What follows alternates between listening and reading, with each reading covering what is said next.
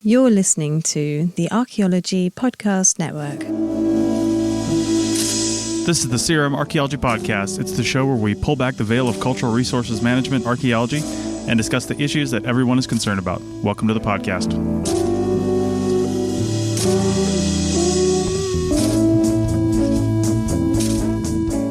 Welcome to CRM Archaeology Podcast, episode 334.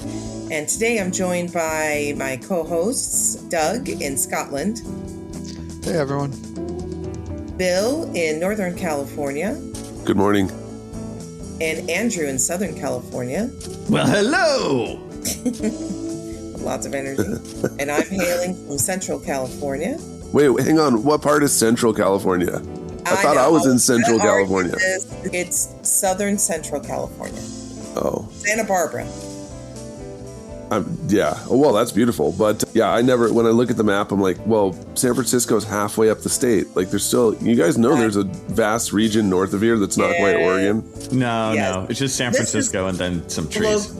Okay. Yeah. I never know where the hell I'm at. It's always San something or L whatever. Yeah. Except for Hercules. I live in Hercules. You actually live in Hercules? Yeah, I live in the city of Hercules. Cool. It's a great name for a city. It's named after a dynamite company. Yes. So today we are going to talk.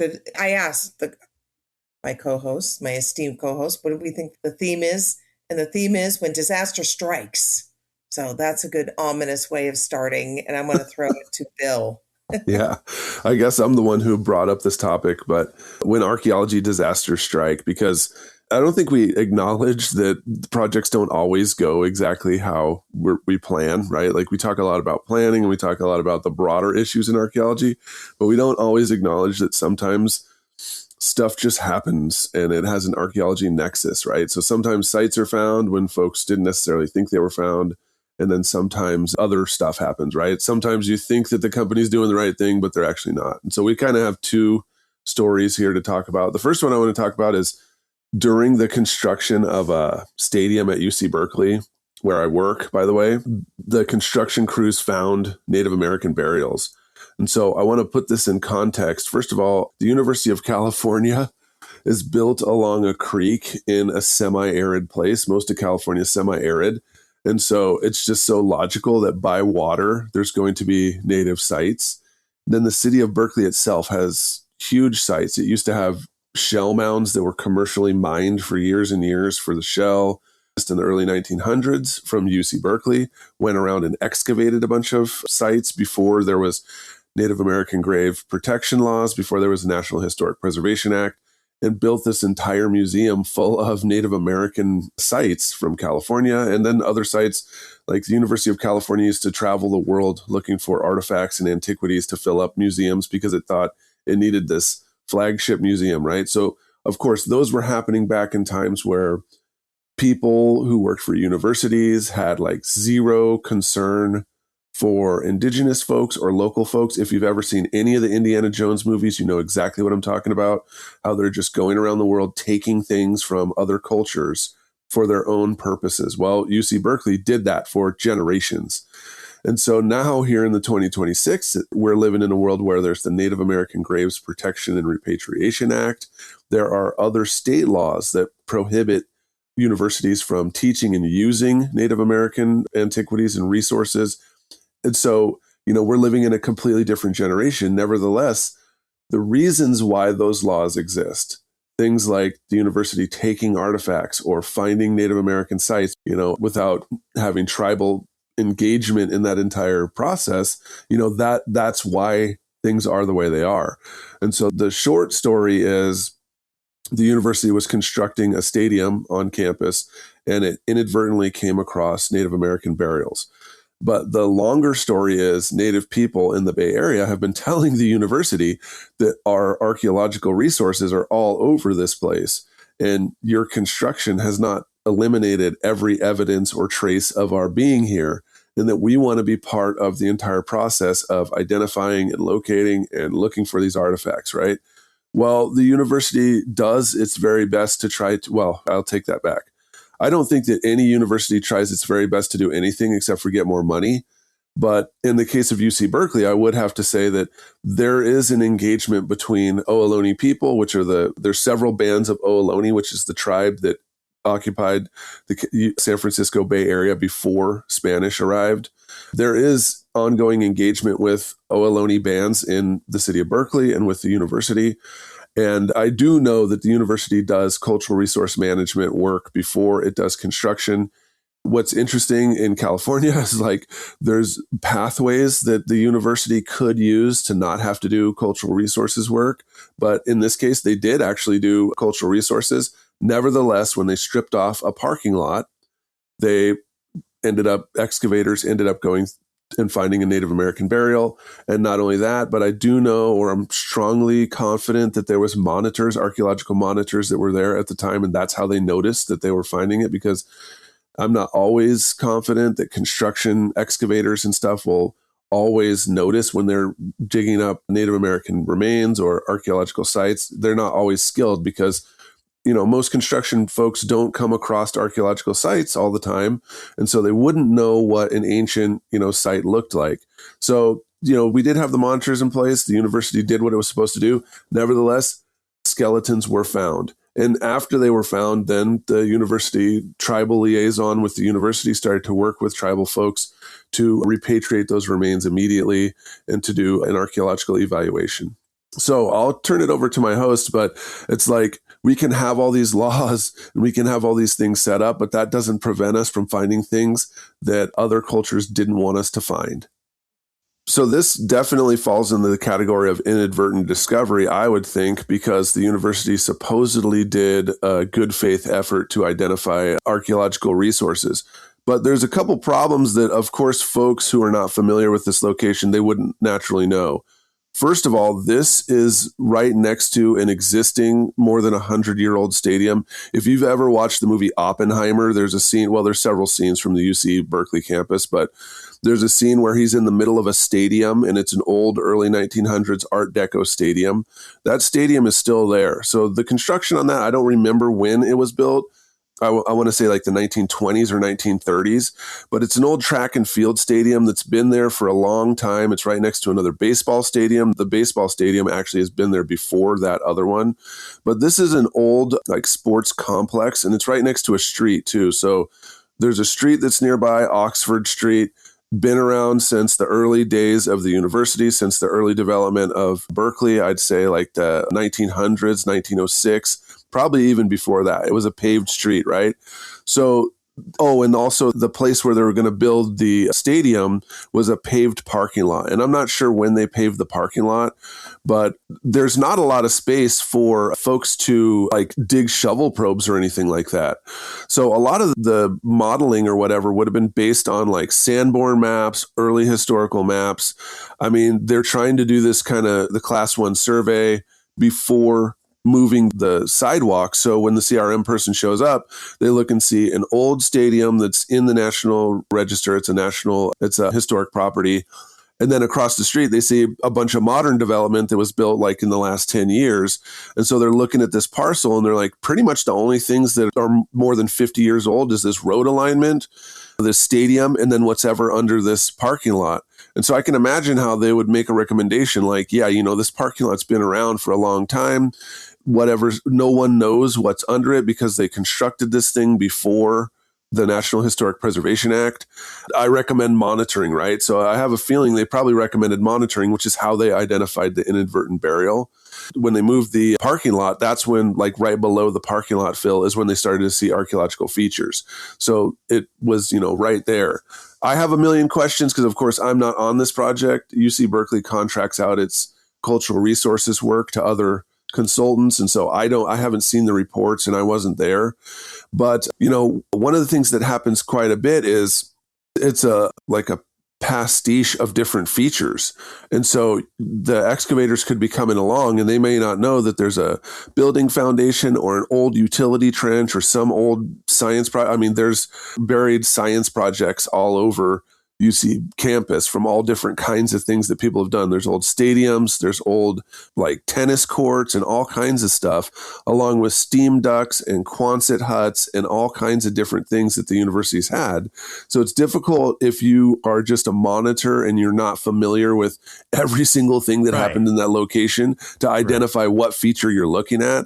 And then the other thing too is like, it's all layered on top of it, right? So if this has happened before at other sites that I've known about, where excavators went through and found burials, and then just in another hole nearby, they just threw all the artifacts in there, right? So in Tucson, there was a cemetery, and they did construction there, and they back in the 1940s and 50s were excavating a cellar, and so just in the back dirt are human remains, and then they just throw those things in the pile. Like other utility trenches, they just dig a hole and throw them in there. So they've created another feature with a secondary burial of artifacts and human remains and stuff. And so I don't know if this was that case where they were building the stadium and then they just piled all the artifacts in one corner and then just built a parking lot over it. I don't know like what happened there. But yeah, this is definitely one of those complicated things that happens when you inadvertently discover an archaeological site. Right. And so, I mean, I think I could play the bad guy for a minute because it's my specialty. And like, if I'm the university, can't we just say that this is CRM in action? Like this is how it goes. I mean, there was a monitor there. They found this. They haven't, to my understanding, I could be wrong. They haven't just like destroyed a bunch of stuff, have they? They found... No. Yeah, so they found native remains. They had a monitor there. They stopped. They're figuring it out. And I could also say, as the university, Bill, you and I both know this, that the university side, they do need the construction. Like they need to expand because to serve California like they're supposed to, the UC system, there's so many applicants and they're letting so few in. They need to like expand all of them. And, these places are always construction sites. Even Moore Park, where I work, it has been a construction site my entire 20-year career. And once it's constructed, let's be honest, they do fill those rooms. Those buildings don't sit empty. So we're at that golden moment where construction does need to happen. We can't just sit there, but they found some stuff and are dealing with it. Yeah. I mean, I think in the case of the tribes, though, the one thing is that they have a told you so, right? Because they've been telling them for years and years, there's stuff here, there's stuff there, there's stuff every single place. And that stuff's not always taken into account. And, I guess I would ask, like, what methods would folks want to see? I mean, one of the things that we've been doing is ground penetrating radar, but we've been doing subsurface tomography, and that stuff really gets a much more detailed profile than just like, there is a thing here, right? I mean, subsurface tomography is like sonar, and it basically can show you features like the depth, the orientation, all different kinds of stuff about the features, but it takes a long time. And so that's the thing that like these construction delays and deadlines, people are, freaking out about getting their thing constructed rather than actually scanning underneath the ground. And this is a case where if we had done that tomography on that place, we probably could have seen anomalies and a whole bunch of other stuff, their depth, their orientation, like the size and everything, in much more detail than just GPR. Complex situation, though, because sometimes that technology doesn't work that great. It just depends. And is that one you were trying to think of? Is that like muon tomography one? There's a bunch of, maybe that's the really high end one, I think. No, yeah, it is, man. Because that's the other thing that I think is so crazy, because they hire out CRM companies, but where do you think those people get trained? And then when those companies see the devices that we have available, I'm just shaking my head like, yeah, dude, like we train students on this stuff like every month. And that's like tools that your company's not going to buy or use. And we also have access to all different kinds of stuff. It's kind of interesting that they would do that rather than, like Michigan State, they do their full in-house CRM as like a archaeology program at the university, but UC Berkeley contracts it all out. Right. So I have some thoughts on this, but I think let's take this to the next segment. I'll be right back. Welcome back to Archaeology Podcast, episode 334. We're in our second segment. We're talking about when disaster strikes. Yeah, when archaeological disaster strikes. So, we're talking about this Berkeley situation, and, I have one example. I think it's the best, and I think I'll go through my whole career and it'll always be the best example. You can do your best due diligence and still encounter something. The first thing is, we had a project site where it was literally replacing an old water line. It was a 100-year-old water line. We are in an archaeological site. Very little. The site record was minimal. I mean, this was kind of a perfect storm of that included bad documentation from previous archaeologists, unfortunately. And, the site record, it started with, excerpts from a book written back from an archaeologist that did work in the early 19th or 20th century. And we did STPs down every 30 feet. And they were down to like 80 centimeters. We augured past that. We had negative. It was negative.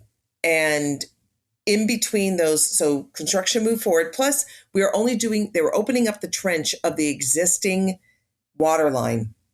Now, that's all in theory.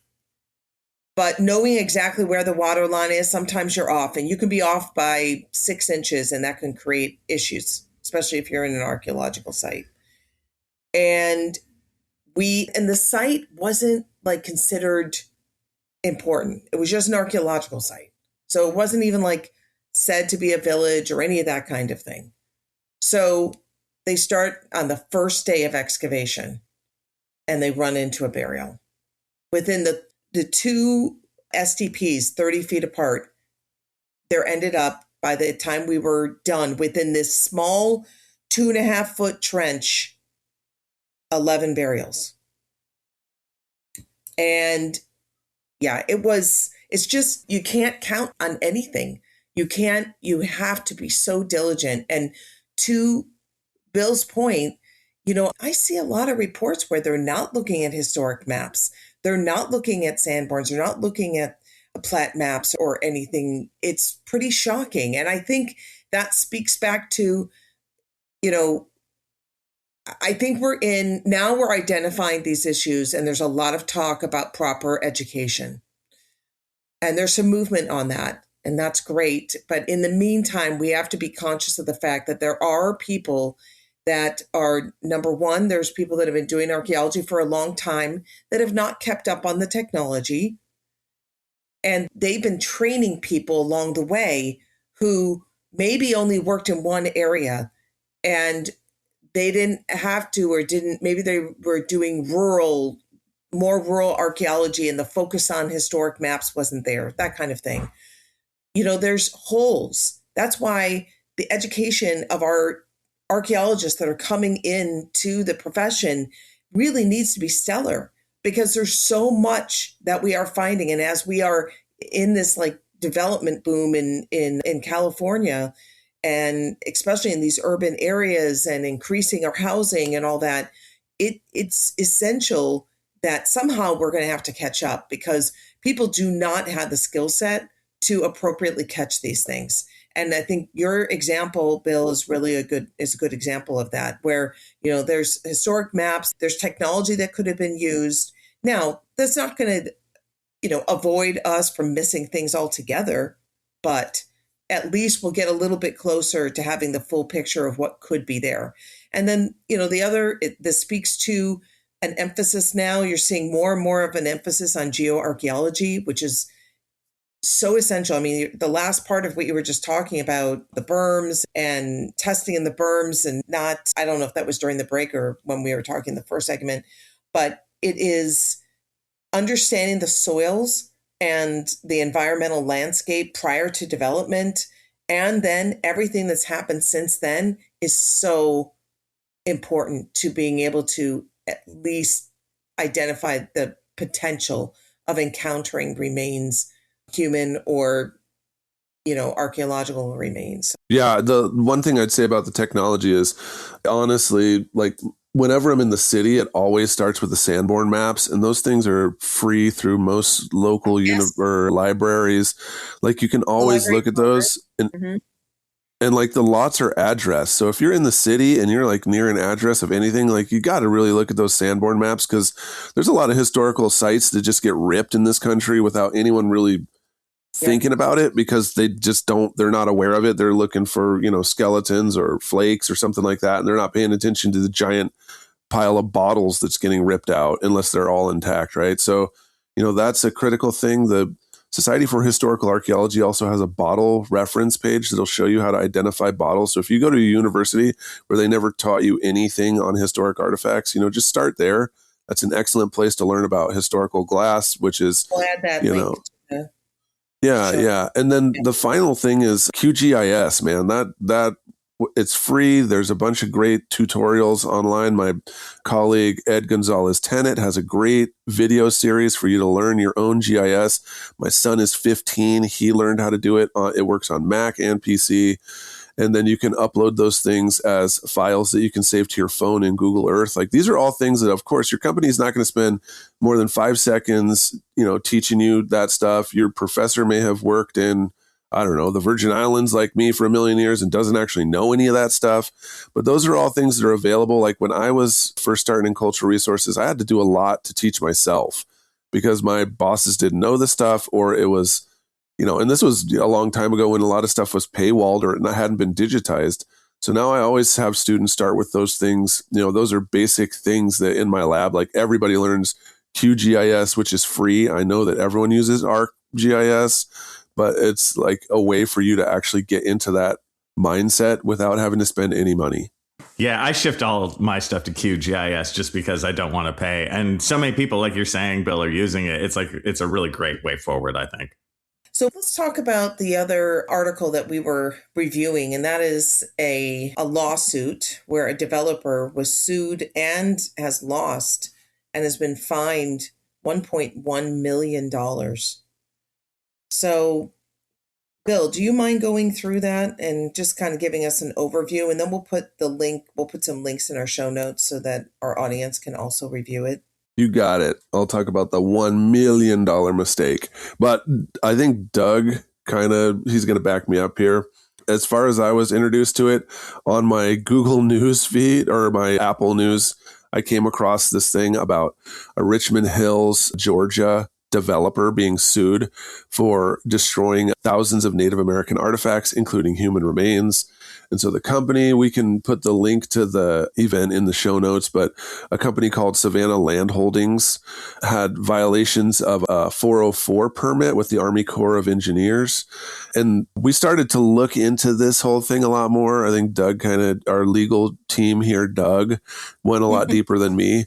But it sounds to me like, or what we all intuit from the brief court documents and the articles, the very short articles that were hidden through paywalls and a million different things, is that Savannah Land Holdings, the company who's the client that has the permit with the Army Corps of Engineers, was found guilty of mishandling discovered artifacts, 80,000 of them, and that they had not been properly curated, and that 3,000 artifacts cannot be accounted for. Before this show, I'm not joking, we spent about 40 minutes talking about this thing, trying to figure out, is this an inadvertent discovery? Like, what is this? How did this happen? Because a couple of things, like 80,000 artifacts aren't inadvertently discovered most of the time. Someone counts them, right? Someone had to have counted the 80,000. As we looked more at the court briefing, there were several archaeological sites in this area that they had a permit and a programmatic agreement to do data recovery on these sites. And that's probably how we got to 80,000, which led us to believe that possibly a company is involved here. So I'm going to hand it over to Doug. Fill us in, my friend, please. Yeah, well, I think this is something you kind of see, man. I've seen it all throughout my career, both US and UK. It's actually like from the court documents, it's a bit hard because they sue the company, which apparently it's this guy, Paul Fletcher, is a developer, multiple different companies. So he originally got the permit back in like 2006 or 7 from the Army Corps of Engineers, and then sold the land to another holding company of his, as one does. I'm sure there was some sort of tax benefits or something going on with that. And yeah, I don't know, I've seen this. I've seen ones where basically part of the permit, it was very clear, he needed to do archaeological work. And as we were discussing it, it does look like and we're on a podcast, so you can't see my hands, but just assume I'm doing air quotes right now, archaeological work, quote unquote, because, they recovered a bunch of artifacts. They did a reconstruction of a burial urn. So it sounds like they found an urn, glued it back together, and apparently tossed out all the cremated remains. And I've seen this when I was at university. I remember I got passed an email. Someone had emailed into the university and they were like, oh, this was the UK at the time, but this happens all over the place where someone's like, oh yeah, I have to do some archaeology stuff. Is there any chance that, one of the students could do it? I got past this because I was probably one of the few people who actually had experience with doing CRM. Of course, I sent back a quote for money and then it was crickets and heard nothing. But I don't know, looking at the lawsuit, it either is, someone brought in their cousin who maybe have done like an archaeology degree like 20 years ago or something like that. Or, archaeological work did happen, but it might have been a student as well who did it. This is all conjecture. Yeah, all conjecture. Yeah. But you're missing, they had key requirements for like Georgia was they were supposed to be curating all artifacts found with the University of Georgia. They basically, in the lawsuit, they reported that they did do 6 reports on 6 of the sites, but the reports were missing like key components that you would normally have. So it does sound like someone attempted to do archaeological work and did it really poorly. And yeah, so it's conjecture. It could have been a student. It could have just been someone who was, amateur avocational archaeologist in the area who was doing it.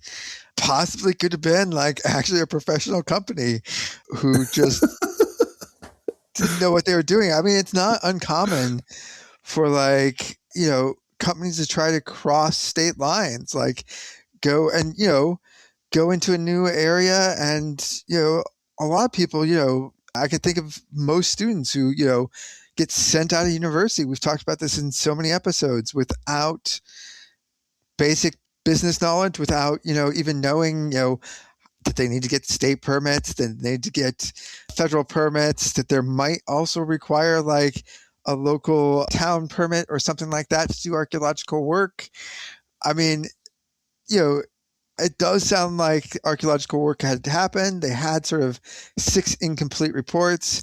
You don't get 80,000 artifacts found if you bulldoze through it. So if it had just been like a complete bulldoze job, they would have said, yeah, site's destroyed. We don't know what's happening. But they actually recovered 80,000 artifacts, which means someone somewhere spent a lot of time digging and sifting through some soil to get that many artifacts. So it's there, but it sounds like a complete mess of a job. And, this is, I think it's a good example. I've seen and heard other sort of stories in archaeology of things similar happening where like they'll hire in even like an environmental firm or someone like that who has no archaeologist, but they get pulled in to do all the, environmental and cultural stuff. And it's one of those like, oh, hey, yeah, it can't be that hard. And yeah, actually, archaeology is hard. It's hard to do it well. And yeah, that's what it's looking like. I'm not sure the exact details of it because that's not in the case records, but it does sound like a royal mess up of whoever was quote unquote doing the archaeology really had a basic knowledge of archaeology, but knew nothing about CRM. I've worked in Georgia. There's not very many laws. And, I think any of us that have worked in CRM for a while have encountered, and if you're going cross state lines and you've encountered developers who are used to, let's say this developer is pretty much only developed in Georgia. And, when you have very large projects like this, unless it's a data center, but if you have large residential projects like this, it's not like they're doing, hundreds of these types of projects. These are large projects. And so their frame of reference is small. And especially if they've only worked in Georgia. And I come across, clients or potential clients that are like, what? Archaeology? I've never had to do that. And in some states, that's believable. But when you have something like the, jurisdictional waters where the Corps gets involved and the lead agency it's a federal lead agency. And then now all of a sudden they're like, wait a minute, what? I've never had to do archaeology before. And that's where the pressure comes in. You've got these owners who are like, you know what? Come on, this is ridiculous. I mean, you're asking me to pay $100,000 or $300,000 for archaeology. And if you had 18 sites, and let's say all those 18 sites, and we don't know, but a portion of them had, needed to do either testing or some sort of data recovery, that's a lot of money. And now you have the pressure, and then that's exactly what may have happened. I mean, this is all conjecture again, but it happens all the time. The developer's like, okay, come on, this is ridiculous. I'm just going to go and get some person, or I'm literally just going to get the cheapest quote. I'm going to go with the cheapest quote. And I have a feeling that's what happened there. The cheapest quote. I'm going to go with the cheapest thing. Totally. That feels right. And then they don't look at it. They don't even see the liability. And for them, they're fast and loose. It's money. They've got to get, time is money. And I think people don't realize, and this is something that I say when I'm talking to clients is, yes, I understand that maybe you don't need, technically this state says you don't have to do a cultural assessment ahead of time, but you guys are concerned about time and money. What's really going to cost you time and money, aside from a lawsuit if things are not done correctly, but it is the time and effort that if you encounter an inadvertent discovery of resources and you have to stop work in an area or in a large area, and now you have contractors that have in their contract that they have to stand down for more than a day, you have to pay them a fee. I mean, it gets very costly very quickly. And that's why archaeological, as archaeologists, we need to learn how to speak to developers in the manner that they need to hear it. Going out and saying that's the right thing to do, it's cultural resources, that's your ethical responsibility to make sure that Native American resources, tribal resources are protected. The developers do not care about that. Right, wrong, or indifferent, they do not care. So as archaeologists, we need to learn how to speak the language of the developers, of the contractors, and explain to them why it should be important to them. And that's where it's important, is it's going to hit their pocketbook and it's going to delay their project. So with that, we're going to go to segment 3. We'll be right back. Welcome back to CRM Archaeology Podcast, episode 334. And we're talking about when disaster strikes in archaeology and all the things that can go wrong and, some tips and tricks in how we can approach. We just, situations. And we just finished the last segment talking about, sometimes we need to speak the developer speak to get buy-in from them, for them to understand the importance of, cultural resources, following these programmatic agreements, following their mitigation measures. And, for me, that is explaining to them how it can impact their project, whether through schedule or costs or lawsuits, like in the Georgia example. So that's more on a management, client communication, more of a principal investigator role. So let's talk about what can monitors on site do? How can you prepare yourself? And you're not always going to be put into the field with all the information. I say, monitoring happens so fast sometimes. We need somebody out there really quick. And I think all of us have been guilty in sending monitors out in the field without all the information. And, we try our best. Some try more than others. But Bill, you had some thoughts on that. Yeah, these kind of things happen all the time. I think that's pretty interesting that all 4 of us could be here and have heard of or seen this happen several times. And I remember back when I was first starting out, a lot of times I had no clue like what the project was, what the culture history was, like you mentioned, driving from a state where I'd already been working and now I'm in a whole nother state with a whole nother culture history and a whole different historical context. When I was a field tech, a lot of times I had no idea what was the background. And then even when I was, a project lead, a lot of times I would just get this envelope, man, and it has a budget and it has a project area, and it's like up to me to choose my people and arrange it all and go do it. And I have like 6 months, and you're just kind of thinking, okay, we're going to go do this, but now I've got to do the background research and pull the records and all those other things, right? So a lot of times this stuff is just dropped in your lap. And that is actually the cool part about cultural resources that you don't really get at the university, that every day is an adventure, and every different thing that you could find something unexpected.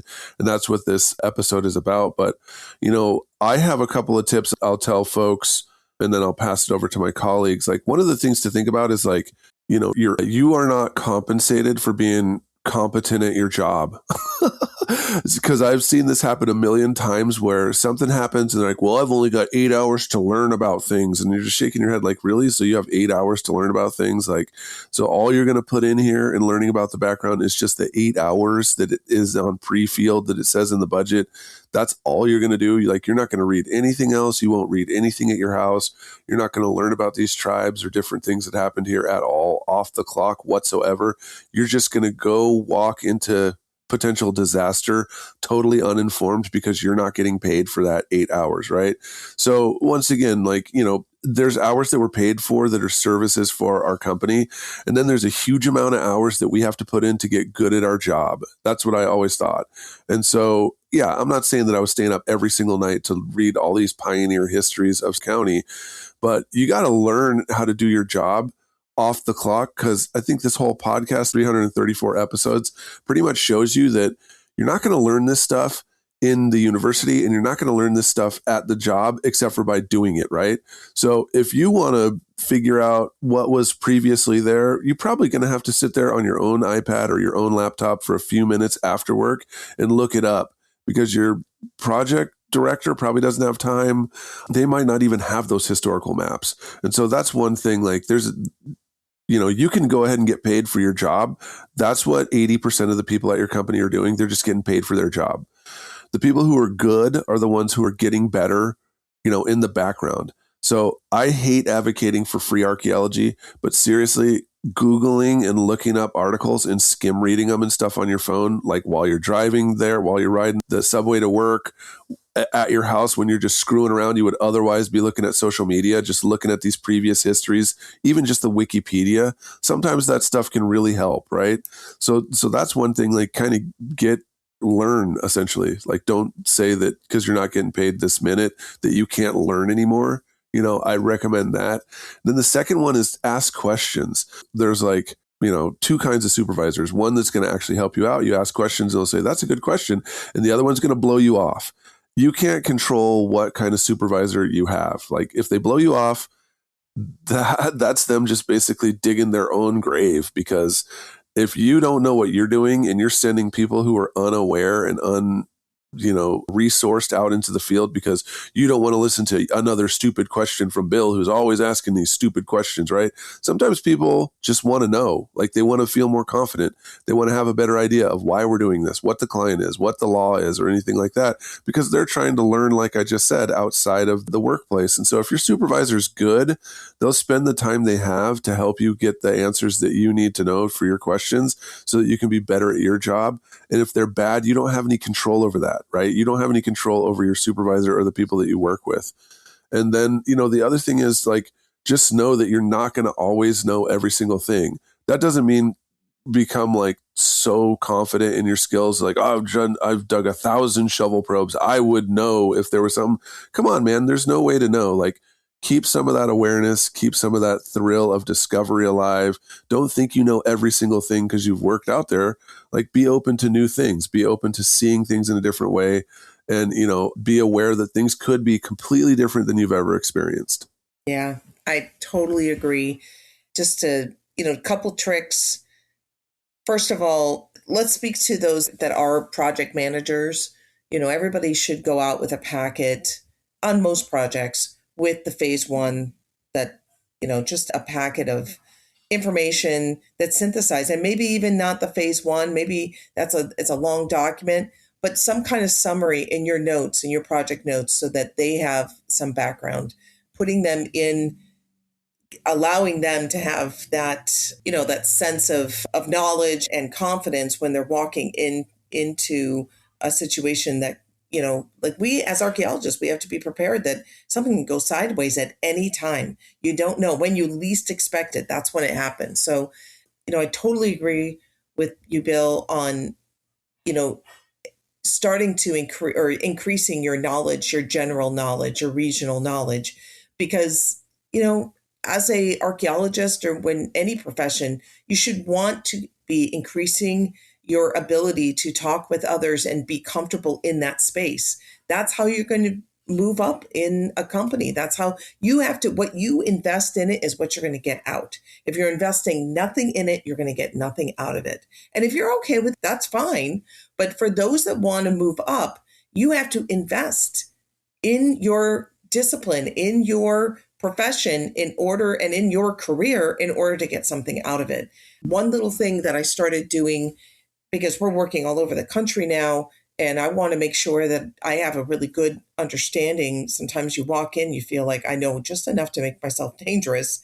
Is I love, and I know, I'm going to sound like an old fart right now, but I love the fact that I can now take articles or anything I can put on that read, and I can drive and just be listening, or I can be in the plane and just be listening to all these articles where I really wouldn't maybe be able to read them, but I can listen to them. And that just, the more information that I get, the more comfortable I feel in the situations I'm putting myself into.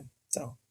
Yeah, I'm going to go ahead and be boring and agree with both of you guys. You both have experiences very similar to mine. I would say I'm trying to think of stuff that like tripped me up, when you're monitoring. Again, I always say that monitoring is completely boring and dull until it's terrifying. It's like nothing. And then, oh my God. So, and we can say stuff like, just learn more. And of course, and that's awesome. I would say in more particulars, a lot of times they almost bury you with paperwork. If you're the monitor, they're like, you get there on the first day and they're like, oh, here's our EIS. And there's all these, these letters and stuff. You're like, I don't know. Wait, what is EIS? What is this? And they just sort of like dump this pile of paperwork on you. That's poor management. A project manager should be giving people, like, I just love how sometimes they give these, documents where they say they're, preparing the monitor, and it's literally hundreds or 100 pages, even 100 pages. It's too much. Synthesize it into nuggets that are useful for the monitor. Totally. That's been my experience just as the low man on the totem pole. That was my experience like every time. Like I go to this job and they go like, here you go. And I wasn't totally green, but even not being totally green, I was still like, this is extremely complicated, and then they would give me like piles of maps, like, here's where the development's going to be. I'm like, yeah, so you're right. It would have behooved the companies I worked for to, again, sit down with me and maybe even do something as simple as, okay, you have these 5 thick ass documents. What's the most important, second most important, least important, So if you're a monitor just sitting out there, do try and go through that. And I swear, I'm always such the fan of having a little notebook with you, just not on your phone, an actual notebook to write down stuff like this. Okay, first, what are the most important things I need to learn? And just list them out, right?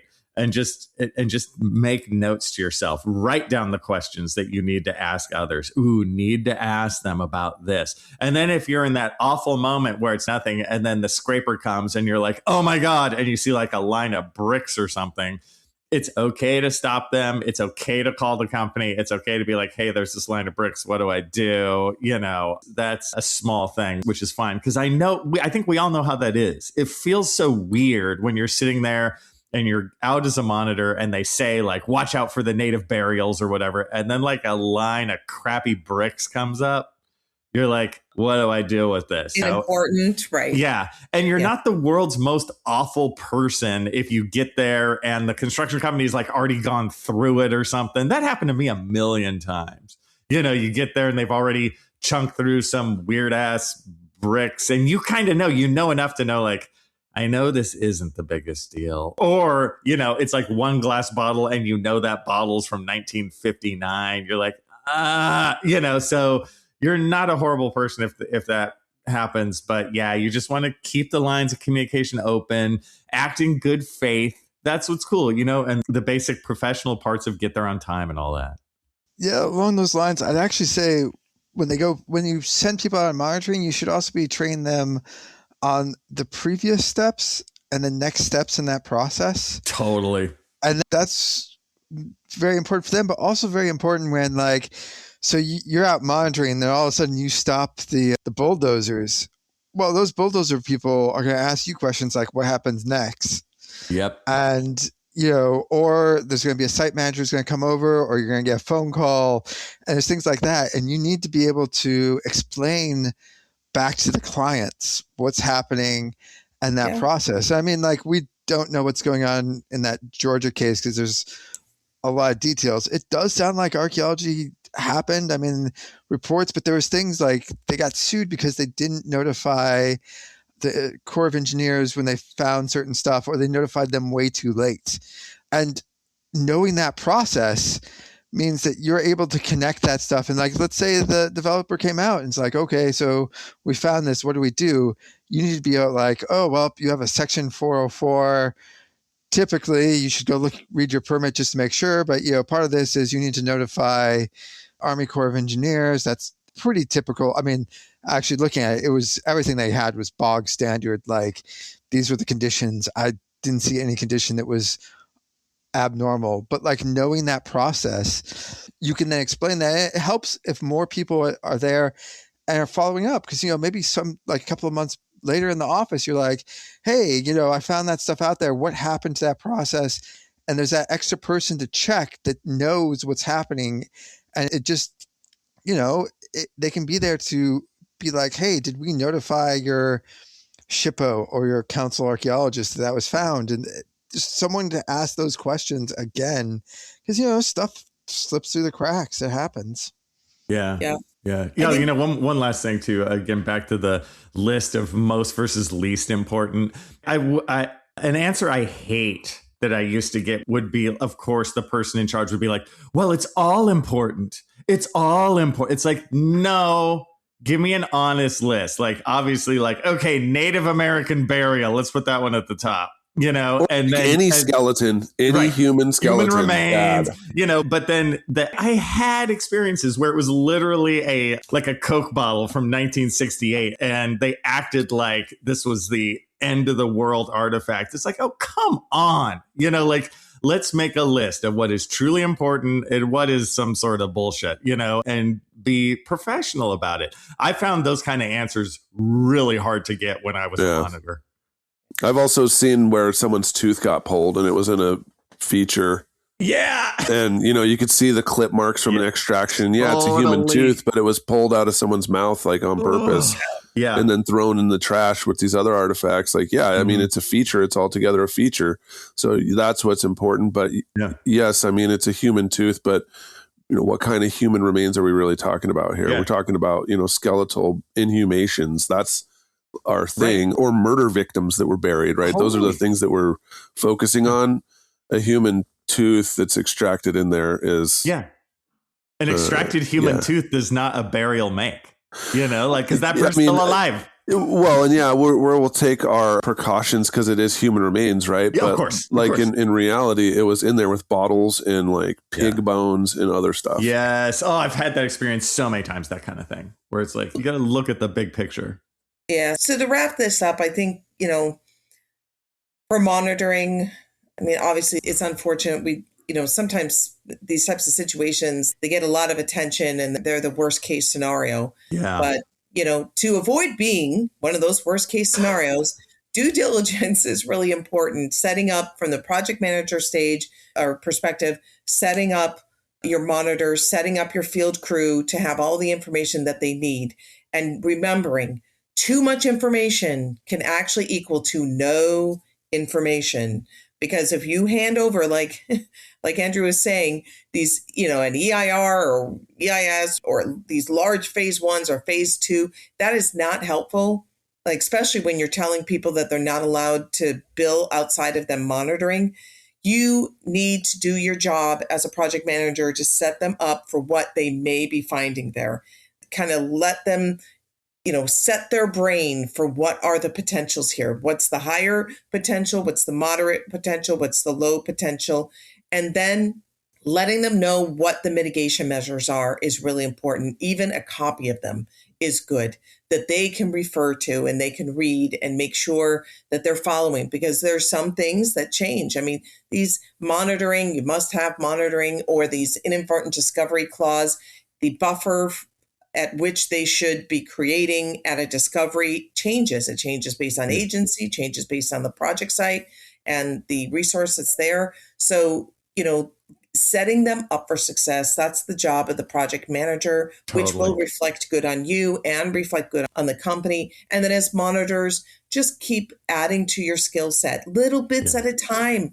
If something, to me, it's fun if I'm going into a new area, it is fun to learn about that area and get myself some kind of context. We write reports and we put background context in there for a reason, because it's like, there's no way of knowing for certain what is there and what isn't there. As archaeologists, we don't know. It's a guessing game. So allowing yourself that context when you're writing a report is just as important with archaeology, or when you're monitoring. You need to have that context. So you have understanding with which to make decisions from. So yeah. And, my heart always goes out to the monitors too, because it's such a difficult gig. And one other thing I would say, just in terms of the jargon, if you're a project manager, explain the jargon to the monitors. Because if you say stuff, you see, this is mitigation. You're like, what does mitigation mean? Well, this is the EIS. This is the EIR. What does that stand for? What does that really mean? And I worry again, my heart goes out to the archaeologists involved in any of these sad digs that make the media, because we can't even tell. The archaeologists could have done a good job in some of these examples, and then the developer was like, screw it, and started the bulldozers anyways. So I want the world to know I am on your side, fellow archaeologists, large or small.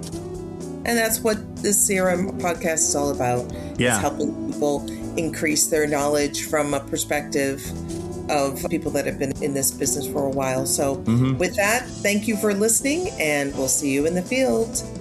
Goodbye. Bye-bye. See you guys next time. Goodbye. That's it for another episode of the CRM Archaeology Podcast. Links to some of the items mentioned on the show are in the show notes for this podcast, which can be found at www.archpodnet.com/CRMArchPodcast. Please comment and share anywhere you see the show. If you'd like us to answer a question on a future episode, email us. Use the contact form on the website, or just email chris@archaeologypodcastnetwork.com. Support the show and the network at archpodnet.com/members. Get some swag and extra content while you're there. Send us show suggestions and interview suggestions. We want this to be a resource for field technicians everywhere, and we want to know what you want to know about.